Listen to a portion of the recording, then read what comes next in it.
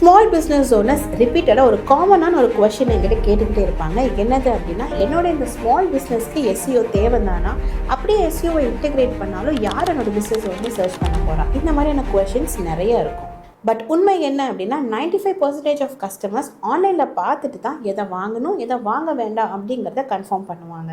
பக்கத்தில் இருக்கிற பேக்கரி ஷாப்லேருந்து டெய்லர், பியூட்டி சலூன், ஈவன் ஸ்கூலுக்கு கூட ஆன்லைனில் பார்த்து டிசைட் பண்ணிட்டு தான் நேரில் வருவாங்க.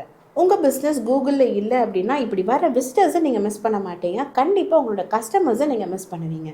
அது எப்படி கஸ்டமர்ஸை மிஸ் பண்ணுவோம் அப்படின்னா, உங்கள் பிஸ்னஸை உங்கள் கூகுளில் சர்ச் பண்ணும்போது உங்களோட அதில் ஆட் ஆகாட்டி கண்டிப்பாக உங்களோட காம்படிட்டரோட டிஸ்பிளே ஆகும். ஸோ ஆப்வியஸாக அவங்க அங்கே தான் போவாங்க. இதுதான் எஸ்இஓவோட பவர். இந்த வீடியோவில் நான் என்ன எக்ஸ்பிளைன் பண்ண போகிறேன் அப்படின்னா, ஏன் எஸ்இஓ வந்து ரொம்ப இம்பார்ட்டன்ட் அண்ட் உங்கள் ஸ்மால் பிஸ்னஸ்க்கு ஆட்ஸ் ரன் பண்ணாமையே எப்படி ரியல் கஸ்டமர்ஸை கொண்டு வருது அப்படிங்கிறத பார்க்க போகிறோம். எஸ்இஓட காமன் மிஸ்கன்செப்ஷன்.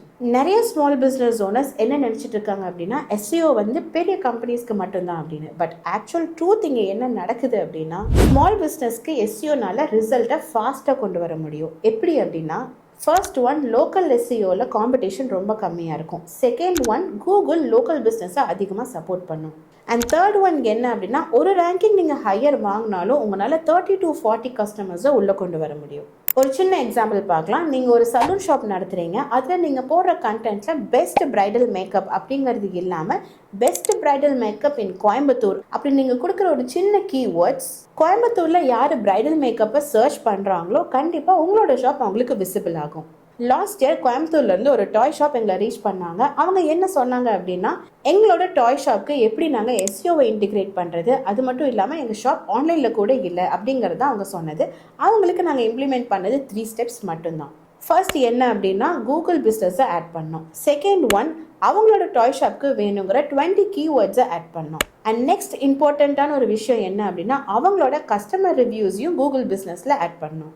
அண்ட் வித்தின் 45 டேஸில் அவங்களோட ப்ரொஃபைல் வியூ 900லேருந்து 12,000 வரைக்கும் கொண்டு வர முடிஞ்சது. அது மட்டும் இல்லாமல் அவங்களோட அமேசான் சேல்ஸும் இன்க்ரீஸ் ஆச்சு. இதுக்கெல்லாம் நாங்கள் ரொம்ப பெருசான எஃபோர்ட் எதுவுமே கிடையாது. லைக் வெப்சைட் ரீடிசைனோ இல்லை ஆட்ஸில் ஸ்பெண்ட் பண்ணுறதோ இல்லை ஹெவி மார்க்கெட்டிங் ஐடியாஸோ அந்த மாதிரி எதுவுமே கிடையாது. இதெல்லாம் ஒரு சிம்பிளான SEO idea and just visibility.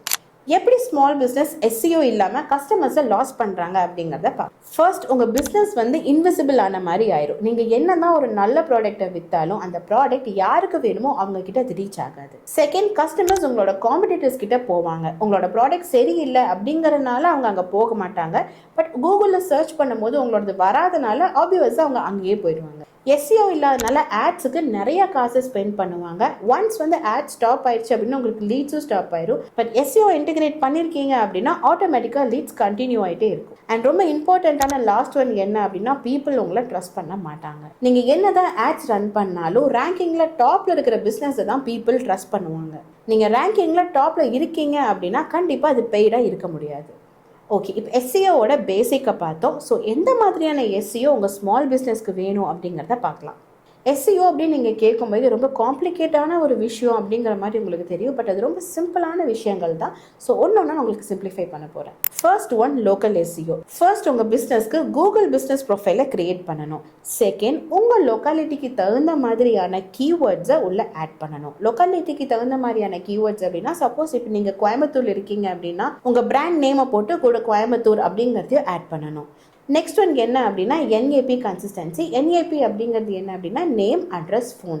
அடிக்கடி இந்த மூணையுமே சேஞ்ச் பண்ணாமல் பெர்மனண்ட்டாக ஒரே மாதிரியான விஷயத்தை மெயின்டைன் பண்ணணும்.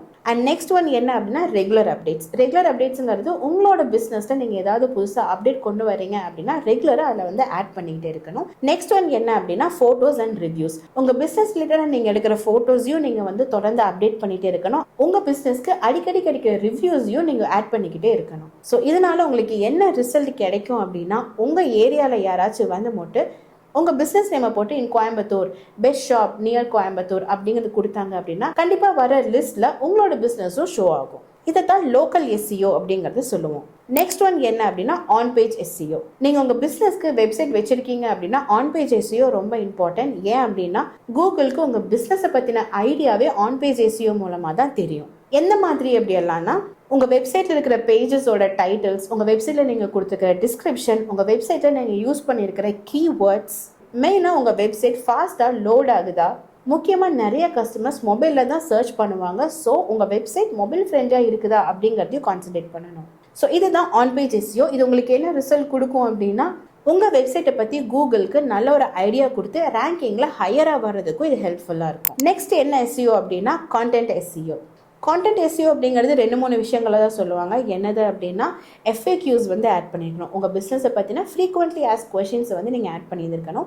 செகண்ட், உங்கள் சர்வீஸ் பேஜை வந்து நீங்கள் ஆட் பண்ணணும். சர்வீஸ் பேஜ் அப்படின்னா உங்கள் பிஸ்னஸில் என்ன மாதிரியான சர்வீசஸ்லாம் ப்ரொவைட் பண்ணுறீங்க. இன்கேஸ் இஃப் ப்ராடக்ட் அப்படின்னா ப்ராடக்ட் பேஜஸில் என்ன மாதிரியான ப்ராடக்ட்ஸ் இருக்குது அதோட டீட்டெயில்டான டிஸ்கிரிப்ஷன்ஸை ஆட் பண்ணியிருக்கணும்.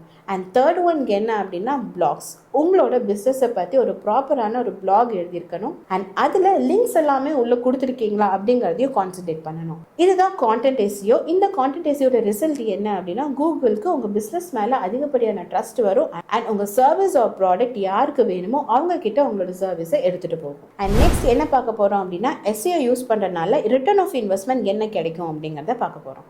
எஸ்இஓ தான் இருக்கலையே ரொம்ப அஃபோர்டபுளான உங்கள் கஸ்டமர்ஸை லாங் லாஸ்டிங்காக கொண்டு வரக்கான ஒரு வே இதுதான். நீங்கள் என்ன தான் 10,000 rupees நீங்கள் ஆட்ஸில் ஸ்பெண்ட் பண்ணாலும் உங்களுக்கு வேணுங்கிற லீட்ஸை நேச்சுரலாக எஸ்இஓனால மட்டும்தான் கொண்டு வர முடியும். ஒரு கரெக்டான எஸ்இஓனால விசிபிலிட்டி இன்க்ரீஸ் பண்ண முடியும், ரேங்கிங்கை இன்க்ரீஸ் பண்ண முடியும், என்கொயரிஸை இன்க்ரீஸ் பண்ண முடியும், முக்கியமாக ட்ரஸ்ட்டை இன்க்ரீஸ் பண்ண முடியும். அண்ட் ஆப்வியஸாக உங்களுக்கு ப்ராஃபிட்டும் இன்க்ரீஸ் ஆகும். அண்ட் பெஸ்ட் பார்ட் என்ன அப்படின்னா, எஸ்இஓ கரெக்டாக ஃபங்க்ஷன் ஆகணும் அப்படின்னா கீவேர்ட்ஸ் வேணும். ஸோ நீங்கள் 100 கீவேர்ட்ஸ் வந்து நீங்கள் ஆட் பண்ணால் மட்டும்தான் உங்களுக்கு வந்து எஸ்இஓ கரெக்டாக ரன் ஆகும் அப்படிங்கிறது கிடையாது. ஒரு கரெக்டான 10 கீவேர்ட்ஸை ஆட் பண்ணாலே மோர் தென் எனஃப் தான். ஸோ நம்ம ஃபஸ்ட்டு கேட்ட மாதிரி ஸ்மால் பிஸ்னஸ்க்கு எஸ்இஓ தேவையா அப்படின்னா டெஃபினெட்லி எஸ். மார்க்கெட்டிங் ட்ரெண்டுன்னு கிடையாது. உங்கள் கஸ்டமர்ஸ் எப்பவுமே உங்கள் ப்ராடக்ட்டை தேடிட்டு தான் இருப்பாங்க. இங்கே கொஸ்டின் என்ன அப்படின்னா, அவங்களுக்கு நீங்கள் தெரியுறீங்களா அப்படிங்கிறது தான் கொஸ்டினே.